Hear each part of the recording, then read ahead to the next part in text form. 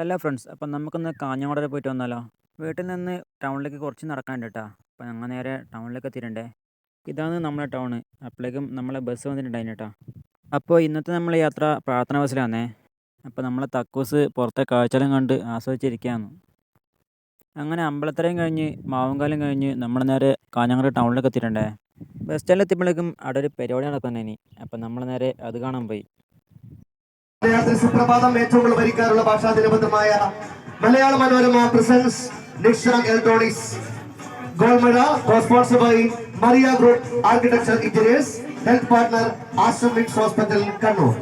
നമ്മളെത്തുമ്പോഴേക്കും പരിപാടി കഴിഞ്ഞുകൊണ്ട് നമ്മളതിൻ്റെ സമ്മാനദാനം കുറച്ച് കണ്ടു കേട്ടോ. അപ്പോൾ അതെല്ലാം കഴിഞ്ഞ് നമ്മൾ നേരെ അവിടെ നിന്ന് മടങ്ങി. അപ്പോൾ നമ്മൊന്ന് കാഞ്ഞാടേക്ക് വന്നിട്ടുള്ളത് തക്കൂസിൻ്റെ ബർത്ത്ഡേക്ക് ഒരു ഡ്രസ്സ് എടുക്കാനാണ് കേട്ടോ.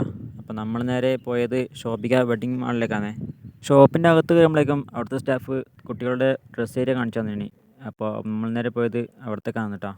കുട്ടികളുടെ ഡ്രസ്സിൻ്റെ വെറൈറ്റി കളക്ഷൻ തന്നെ ആയിരുന്നു കേട്ടോ ആ കൗണ്ടറിൽ. അതിൻ്റെ ഇടയിൽ നിന്ന് തക്കൂസിന് വേണ്ട ഡ്രസ്സ് നമ്മൾ സെലക്ട് ചെയ്ത് എടുത്തിന് കേട്ടോ. ഡ്രസ്സ് എങ്ങനെ ഉണ്ടെന്നൊന്ന് കമൻറ്റ് ചെയ്യണേ. അവിടുന്ന് നമ്മൾ നേരെ പോയത് തക്കൂസിൻ്റെ ഷൂ വാങ്ങാനാണ് കേട്ടോ. ആടെ എത്തുമ്പോഴേക്കും കുട്ടികൾക്ക് വേണ്ട എല്ലാ സാധനങ്ങളും ഉണ്ടായിന് കേട്ടോ. അപ്പം നമ്മൾ അതിൽ നിന്ന് സാധനങ്ങളൊക്കെ വാങ്ങി ബില്ലും അടിച്ച് നമ്മൾ നേരെ താഴേക്ക് പോയേ.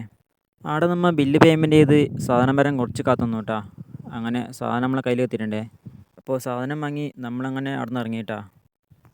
ഉച്ച കഴിഞ്ഞുകൊണ്ട് നമ്മൾ നേരെ ഫുഡ് കഴിക്കാൻ പോയി. അപ്പോൾ ചോറില്ലാത്തതുകൊണ്ട് നമ്മൾ 2 ബിരിയാണി അങ്ങ് കഴിച്ചു. ഫുഡെല്ലാം കഴിച്ച് നമ്മൾ നേരെ പോയത് തക്കൂസിന് കുറച്ച് ഫാൻസി ഐറ്റംസ് വാങ്ങാനാണ് കേട്ടോ. അപ്പോൾ നമ്മൾ അതെല്ലാം വാങ്ങി നമ്മൾ നേരെ ബസ്സിന് കാത്തു നിന്നു. കുറച്ച് നേരം കാത്തുനിൽക്കുമ്പോഴേക്കും നമ്മളെ ബസ് വന്നിട്ടുണ്ടായിന്. അപ്പോൾ നമ്മൾ നേരെ ബസ്സിൽ കയറാൻ പോയി. തിരിച്ചു വന്നത് ശിവദ എന്ന ബസ്സിലാണ് കേട്ടോ. അങ്ങനെ കാഞ്ഞങ്ങാടോട് ബൈ ബൈ പറഞ്ഞ് നമ്മളങ്ങനെ മടങ്ങി. അപ്പോൾ വീഡിയോ ഇഷ്ടപ്പെട്ടെങ്കിൽ സപ്പോർട്ട് ചെയ്യണേ. അടുത്ത വീഡിയോയുമായി വീണ്ടും കാണാം.